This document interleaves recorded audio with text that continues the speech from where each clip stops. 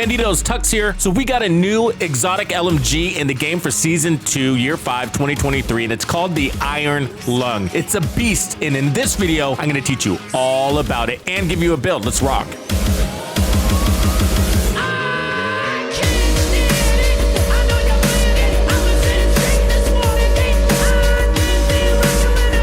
Let me introduce you to the new exotic LMG called the Iron Lung. It's got 129,000 base damage. I have no expertise on mine yet. It's got 800 RPM and 85 into mag. You got LMG damage. Damage to targets out of cover at 12%, which is the highest stat. LMGs bring that. And then I rerolled mine to damage to armor. And then we got 5.1 second default reload time, and the talent is called Ardent. Shooting heats up the weapon, filling up the heat meter. The heat meter is equivalent to 50% of the weapon's standard magazine. And when the meter is full, rounds shot by the weapon ignite enemies. Yes, they catch on fire. When not shooting, the meter depletes over time. Reloading or swapping the weapon fully depletes the meter. So in short, basically half of your mag catches enemies on fire. It's the second half. For mods, we have 10% crit damage and 10% crit hit damage. That's amazing, actually. That's 20% crit hit damage. Very nice. And then an extra 35 rounds. So that pushes us to the 85. And the skin, I gotta say, looks pretty dope. That thing is nice. It's called the Dragon's Breath. And then there's an animation. Before I show you the animations and how the talent works, let me tell you how you can get this. It's actually pretty easy. You just get it by playing the game and leveling up your season's reward track. And you level up your season rewards track simply by leveling up your character. So this one is provided at level 90, and then you get the blueprint on level 91. So as you can see, mine has damage to armor on that secondary attribute, but it's going to come with something random. So in order to change it to damage to armor, which is what I recommend, you're going to want to first come to Anaya and pick up that blueprint if you don't already have it in your inventory. And then what you want to do is re-roll your LMG. Make sure you have exotic components. You're going to need exotic components to do this, or two of these LMGs, whatever, but you're going to need exotic components because this is all RNG based and you don't know how many times you're going to have to re-roll this. So you're going to select this, and then you're going to select the item again. It's going to give you a confirmation here, and then you're going to re-roll it. I'm not going to do that. But what you do not want to do is trash it. If you don't get a roll that you like, it'll give you the option to actually junk it and delete it. Don't take that option, because then you're actually deleting the only Iron Lung you have, and a lot of people make that mistake. Just re-roll it. If you don't like it, re-roll it again. If you don't like it, re-roll it again. It's that easy. So you know if you're trashing it, because it puts a little garbage can over the icon. This is not the build I'm going to recommend for you today. This is just for testing purposes, because I want to show you how the base weapon performs. So let's take a look at the animation. I want to get that out of the way because it's pretty cool. Once you got the fire rounds,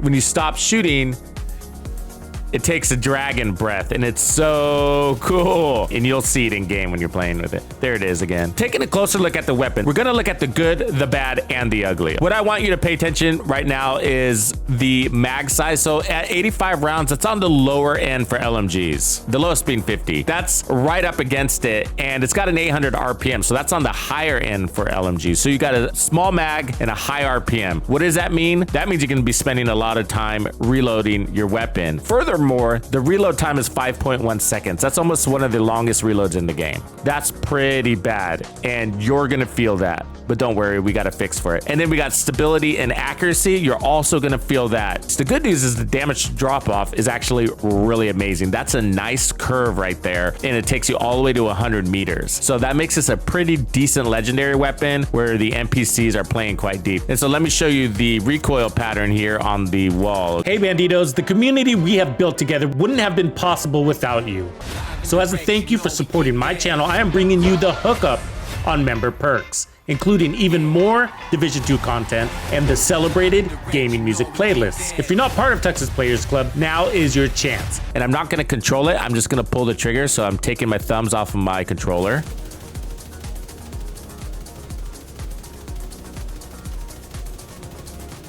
So that's its natural pattern, and that's relatively clean. So it's up and to the right, and you see that little zigzag there. You typically see that in all the weapons. Let's look at that reload, okay? Because it's painful. Look at this.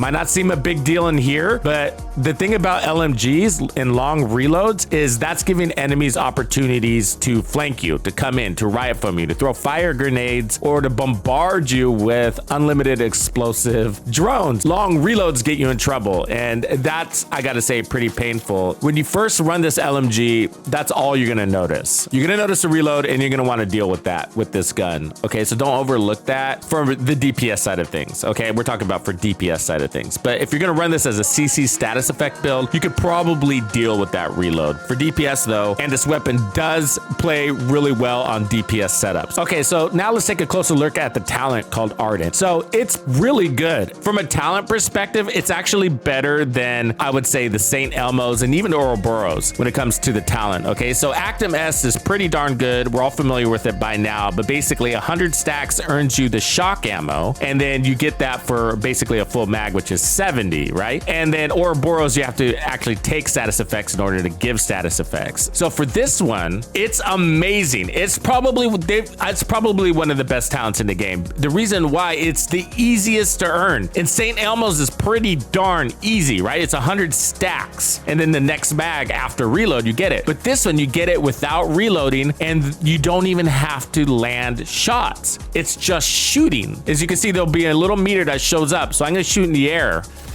And look, I'm getting the stacks just by shooting. So shooting earns you the ammo, and really easy. So you don't have to worry about even accuracy to get your stacks, where something like St. Elmo's is going to require to actually hit that target to get the stacks, which is obviously what you want to do anyways. But trust me, there are times like if you're getting flanked by a couple of riot foam enemies and you don't want to pop out of cover, you can earn that fire ammo like that and then blind fire them, catch them on fire, and then come out of cover and kill them. So it does come in handy. But for the most part, you're not going to have any trouble clearing content with this gun. I'm going to give you my first impression right now. I'm impressed, and I didn't think I was going to be. I thought it was going to be, it's a kind of a neat LMG. I thought I was going to use it a couple of times, create a couple of builds, and then, kind of tuck it away. But I think this might be my new favorite LMG. So you got the blue screen, which applies status effects. Way harder to do. Way harder to do, because you have to build a bunch of stacks and you have to integrate skills, and then otherwise you have to get kills. It's so much harder and confusing. I mean, look at that talent. It's like 2 pages long. And the Pestilence is pretty cool, but there's a lot of caveats to making sure it's performing, and from a defensive perspective, there's not much there. But it's a really good LMG. I really enjoy the Plague of the Outcast. It's also one of the original greats. But this LMG, it's stronger than the Pestilence,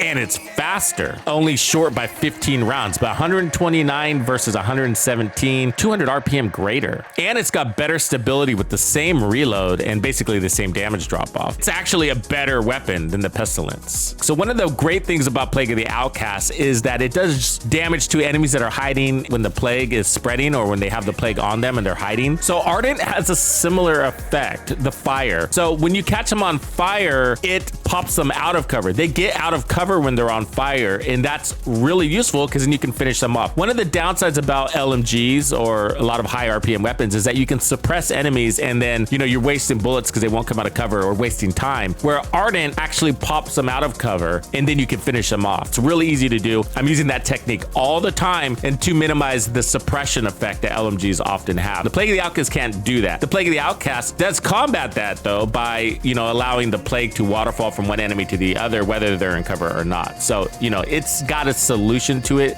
to a degree, but there's nothing faster than the impact of a bullet. That's ultimately what you want to do, is land shots, whether you're running the Pestilence and the Iron Lung, and the Iron Lung does a better job. One of the things that makes a great exotic is when you don't have to think about the talent and how easy it is to acquire the talents, buffs, whatever they are. And this one's basically the easiest because you don't have to think about it, and then you can just spread the fire and everybody's burning, and you're killing at the same time. So it's a very effective weapon from both the acquisition and usability and application.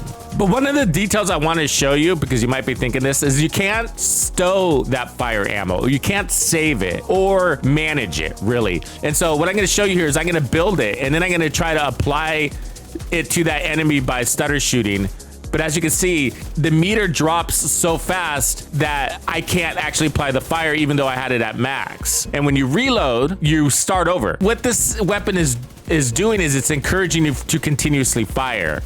That means you're going to be using a lot of ammo. Ammo is going to be another issue. So we got two issues that this weapon brings to the table on any build. One, reload time. Two, ammo. But once you see that you have the fire ammo, then I do try to spread it around to as many enemies as possible. But what I don't try to do is stop and shoot, because then I lose it. So it's sort of a small detail. You'll get used to it and just integrate it naturally into your gameplay. This is a very easy weapon to adopt, so don't overthink that. I just wanted you to know the details. Okay, so next up, the other question I know you have in your mind is, can the fire from the Ardent be manipulated with status effects? And so I have tested that out for you here. And we got 4 different builds that I'm demonstrating here for you. Each one of them, what I did is scale up the status effects. So we got one with no status effects at all, one with 2 status effects attribute, another with 3 status effects attribute, and one with all out status effects. The fire definitely increases in duration as you add more status effects. So there's lots of different combinations of burn duration and status effects you can add to your build, but the big takeaway here is that the more status effects rolls you add to your loadout, the less impact it's gonna make on your burn duration. So diminishing returns. Hey, quick note, I just finished up volume 12 of Tux's Gamer Music playlist. So if you're in the Players Club, Hard Core Bandido or higher, you now have access to it. You can stream it and download it to listen to it offline. So go to my channel, go to the members playlist, and get volume 12 today. The next question you have in your mind is burn duration from Firewall. When you run Firewall, you get a 20% increase in burn duration. Does that impact the Ardent? And yup, it does. So we do have a 20% duration increase. And last but not least, what is the max duration of burn you can get out of this? So I'm running a 4-piece Exuro build here, and there's status effects on every single piece. And then I'm running Golan with more status effects. And then I'm running Electrique with more status effects. And then the Exuro is giving us a long burn duration. So that's pretty darn long. And then I have the additional 20% coming from Firewall. So let's see it at work. That's pretty darn impressive, I gotta say. So it is a nice tool for basically any CC build. The direct competition for the Iron Lung on CC builds is going to be the Scorpio, because the Scorpio also applies a status effect and it gives additional damage to those targets that are marked with septic shock for your allies. The use case for the Iron Lung over the Scorpio is when you are more hands-free with your skills, like the fire turret, for example, or any of the turrets in drones where they're sort of automated. And the Scorpio is best when you're going to be rotating in the consumable type skills like riot foam and fire chems or something like that, a burst of firefly, where your hands are quite busy and you need to rotate back and forth and you don't have time to maintain stacks. And so I think that's going to be the difference there. So the Scorpio is kind of use case intermittent. That's your Scorpio CC build. And for those where you're pretty hands-free, like if you throw out traps in a hive, then the Iron Lung is a great one to add to the situation. You know, how much status effects you run on a build? Well, that depends on the build and the role of that build. So I leave that to you ultimately. But if you're going to be running the Iron Lung on a DPS setup, then you're not going to want to roll too many status effect attributes. I mean, I wouldn't suggest more than 1 or 2, maybe the Memento at most, which gives you 30% skill efficiency. That includes status effects, which is about the equivalent of 2 status effect actual attributes on your build. So you got to think about your time to kill when it comes to how much status effect you're putting on that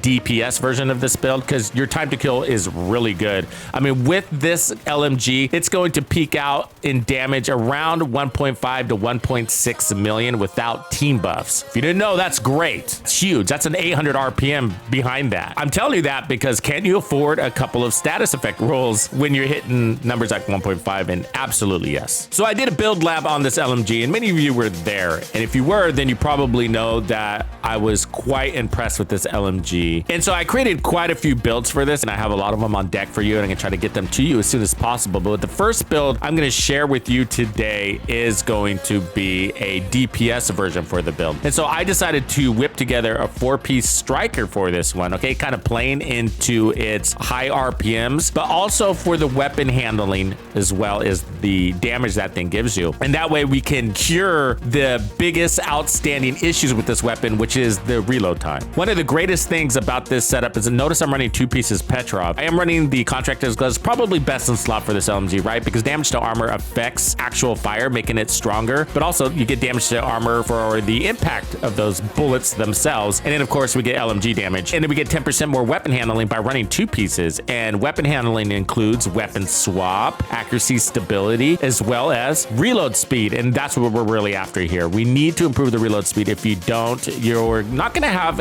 that much of a good time here. Now on CC builds, that's a different subject. So Striker's giving us 15% more weapon handling. So between those two things, that's 25% more weapon handling. Good deal. And then we get 15% rate of fire, and then Striker's Gamble is giving us 100 stacks of amplified damage. I got weapon damage, crit chance, and crit damage on this. And then the backpack, I am running with this one. This does a pretty good job because you do take damage out of cover sometimes, and this risk management doesn't go away with that just because you're building stacks. And then I have crits everywhere on this build. And yes, I made the build all red. You actually don't need a ton of armor. I mean, you can put on 1 core, but you don't. And so I'll talk about that in a second. Weapon damage and crit chance on the knees, and then the holster is weapon damage and crit chance. And then here's the kicker, okay? I'm running the Ved chest, which is the named Petrov, and this gives you perfect brace, which is 50% more weapon handling while in cover. So this is not going to show up in your stats. So whatever you have in your stats, add 50%. And this is absolutely a play from cover weapon. It doesn't really play that well running and gunning. So you can move a lot, you can displace a lot, you can go cover to cover a lot, but it's not really a run and gun weapon,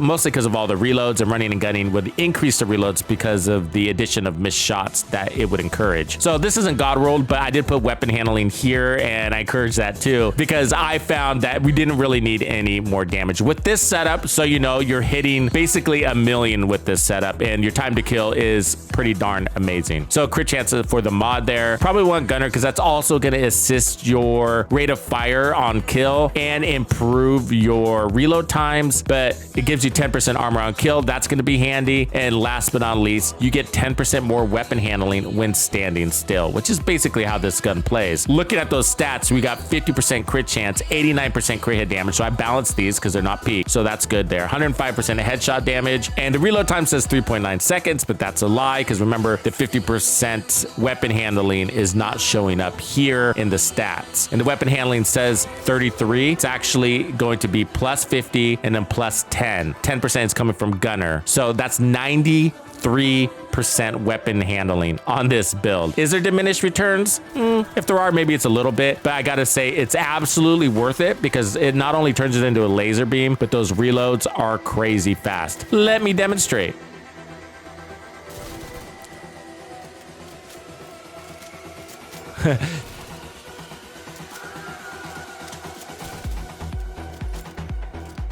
I mean, talk about fast hands, but if you want to play fast, if you want to clear content fast, if you want high survivability, you're going to need a faster reload. And that's why I created this build. In the gameplay, and I'm going to be showing you gameplay throughout. So I did solo hero gameplay and also some solo legendary gameplay just to demonstrate. And it does really well. And that's because of the constant firing capabilities, not just the CC. The constant firing is a big deal. So what you want to do is bridge together the magazines as best you can. And the only way you can do that is by decreasing the reload time. Okay, real quick. Earlier I mentioned you don't need to run much armor with this. I mean, you can put 1 armor core or whatever you want to do, really. The reason why you don't need to run armor with this particular LMG is because of that CC status effect. So when they're on fire, they're absolutely not shooting at you, and it's really convenient, I found. It's the perfect talent for this LMG because when they're on fire, it buys you time to reload. No matter how fast your reload is, you're doing a lot of reloading. So you're catching them on fire and they're running around crazy. It's sort of like, hey, wait there real quick. Let me reload and finish killing you. And so they're just kind of standing there burning. And so because of that, you're not taking as much damage as you would think, and you're constantly firing. And so that's what's happening here. And if you play into that with a build like the one I'm providing you today, you do take damage, but your armor on kill and some basic heals behind you are going to deal with that. So I recommend trying this without running much armor and then add armor as you see fit from there. Now, I know some of you are thinking the Ninja Bike knee pads, and you can this, and they wouldn't be super horrible, but they are situational. And so by doing doing that, you would be running over your contractor's gloves and putting the striker piece there instead, and then running the Ninja Bike knee pads. And I think you would get more use out of the additional 10% weapon handling and damage to armor. But it's still a fun thing to do, and I'd still recommend at least trying it and see if that suits your gameplay style. But the reality is that you're reloading more than you're moving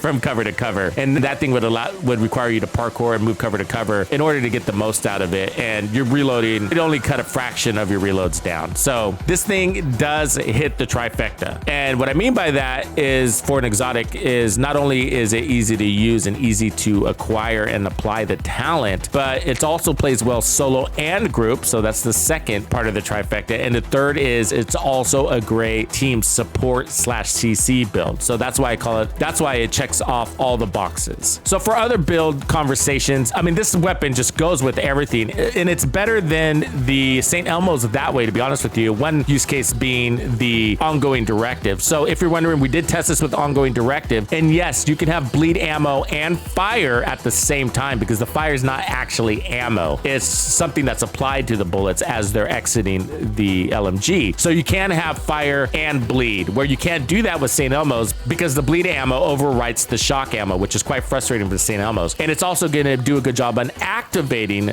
the ongoing directive set. So running with the team ongoing directive is a really good build for this weapon. There's a natural synergy right there for you. So Bandidos, do you have this LMG? What do you think about it? What were your first impressions? Did you notice that long reload? And if you dealt with that reload on your build, how did you feel about it afterwards? I would love to hear your thoughts below.